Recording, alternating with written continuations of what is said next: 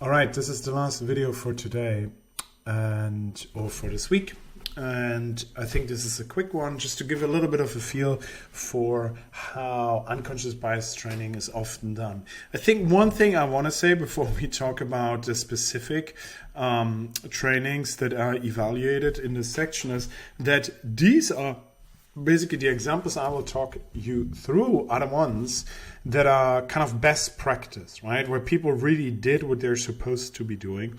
While there's often a problem that anti-bias training kind of has these are non-psychologists, non-scientists who have a passion for the topic, who do a little bit reading outside of academia and then come in and bring it into these trainings. And so, for instance, in my anti-bias training here at City, none of these techniques that are presented or any combination of that was basically used. It was just anti-bias training, just started with telling that everyone has it, and now what do we do, right?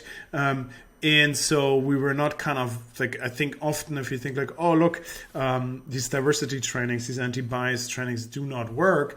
I think part of them is that these are not done in an evidence-based way, really anchored in psychological practices. No, these are just people who are passionate about a topic but have very little education in that's specific to psychology. So I think there's much room to improve to do so. And if you're interested, then you can join my 30-year elective and you can learn more about and develop your own intervention, for instance, centered around fighting racism and prejudice. But let's come back to the topic.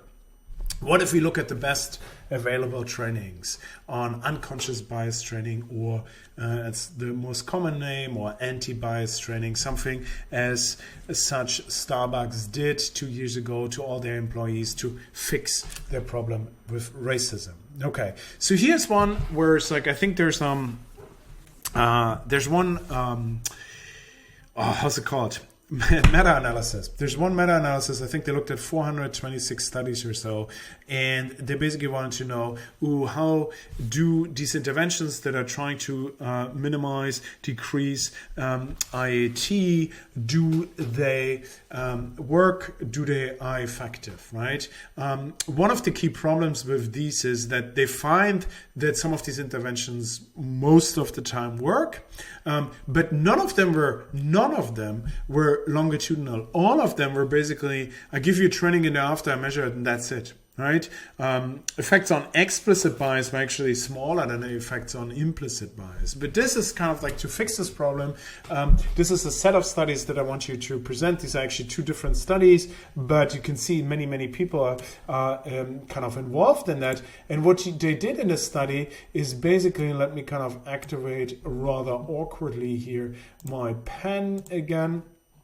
What you find here is what they did is they basically started to measure an IAT as a baseline coming in, and then they put you in one of 9 interventions. And I tell you, or control condition, obviously, I'll tell you in a second what these conditions look like. Then they did an immediate post IAT. So you come in, you do an IAT, you do an intervention, you get another IAT, and then 2 to 4 days later or 1 day later, right? So not extremely longitudinal, right?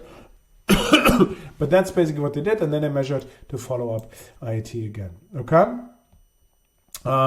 So this is basically the longitudinal design, but it's a really nicely done study, super controlled, and basically they tested all the 9 kind of key anti-bias training, implicit bias training techniques that the literature in psychology would suggest have the best chance of being successful. So what are they? Let's have a look at that.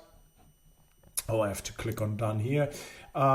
So one of them is basically kind of using exposure to counter stereotypical exemplars here on the left, right? 4 interventions were designed to reduce IT scores through experiences with positive black exemplars and negative white exemplars, okay?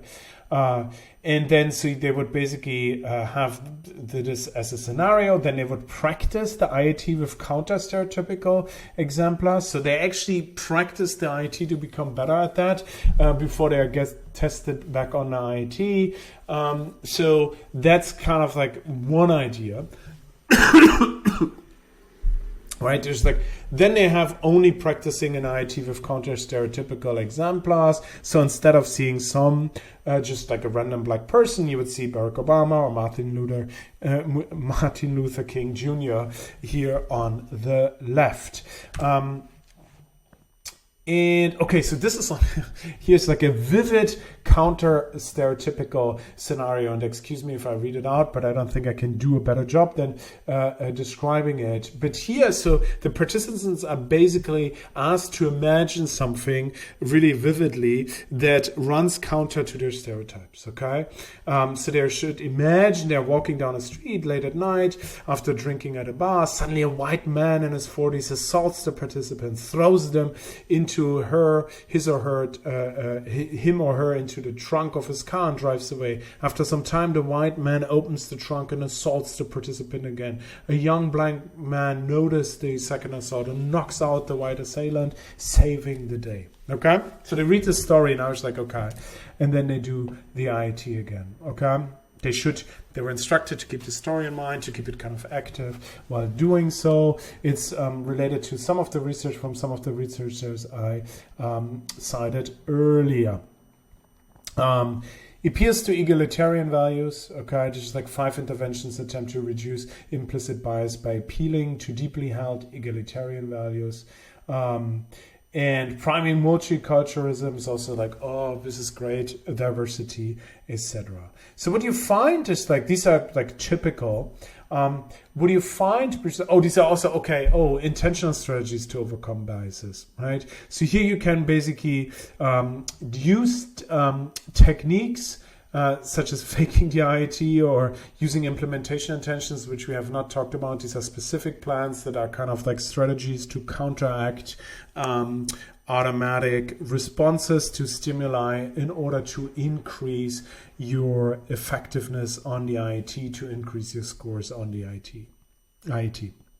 Okay, so you see we have a host of different interventions. What they find is that basically implicit preferences are malleable, but does the change last? Right? We tested 9 interventions to reduce implicit racial preferences over time. In 2 studies with a total of 6,500 participants, all 9 interventions immediately reduced implicit preference, however, none were effective after a delay of several hours to several days. We also found that these interventions did not change explicit racial, that should be preferences, not references.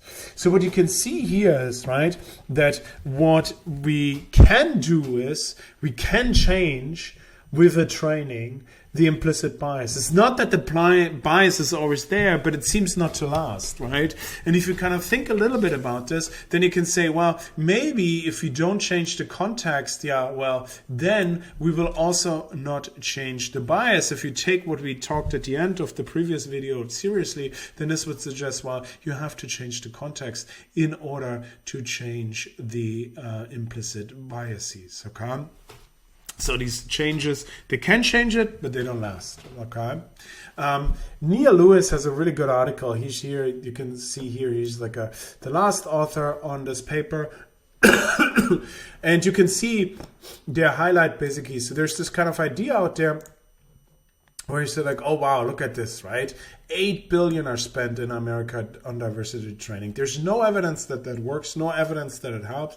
It's often more kind of like an expression that, oh, we value diversity here, hence we have these trainings. 50% of US organizations are expected to offer implicit bias training, right? And often this is how there's like, look, they're doing this despite the knowledge that this will have no effect, right?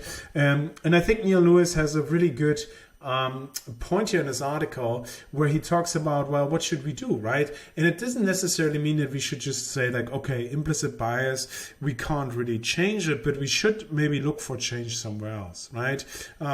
So we argue that diversity training, he writes with his colleagues, we argue that diversity training should go beyond telling people that bias exists or creating uncomfortable experiences that are more likely to prompt defensiveness than learning. Rather, the most effective training is anti-bias training is antibiotic that is designed to increase awareness of bias and its lasting impact, plant seeds that inspire sustained learning, and teach skills that enables attendees to manage their biases and change their behavior. Right, so there's more to that, but it's like basically saying like not just start with everyone has it. Now let's think about what we can do about it, but really think about one aspect of how we can teach them. I'm so sorry. These techniques that might last, and we should not just give up because we don't know yet how to counter it. I think he also highlights that we should have somewhat, I have to click on done here, realistic expectations, right? So if you kind of start being realistic about what training can accomplish, it's really important, because what we find often is that participants might become really frustrated if, for instance, imagine you're in an organization and you realize, oh wow,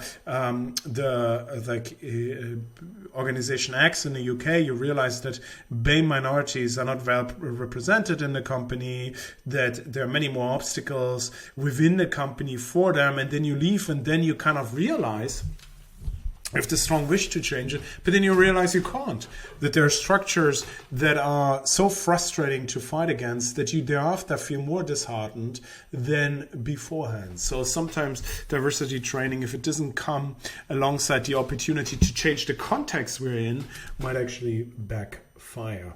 So anti-bias training, unconscious bias training, at the moment there's not one program where we could confidently say that this will actually reduce implicit bias, but that does not mean that we should stop trying. And you saw in the earlier sections that implicit bias is an important contributor to some types of behavior, and hence we should not exclude them from our diversity training just because we feel we don't have yet the perfect technique to address it. All right, that's it for this week. I hope you have a lovely rest week and see you soon.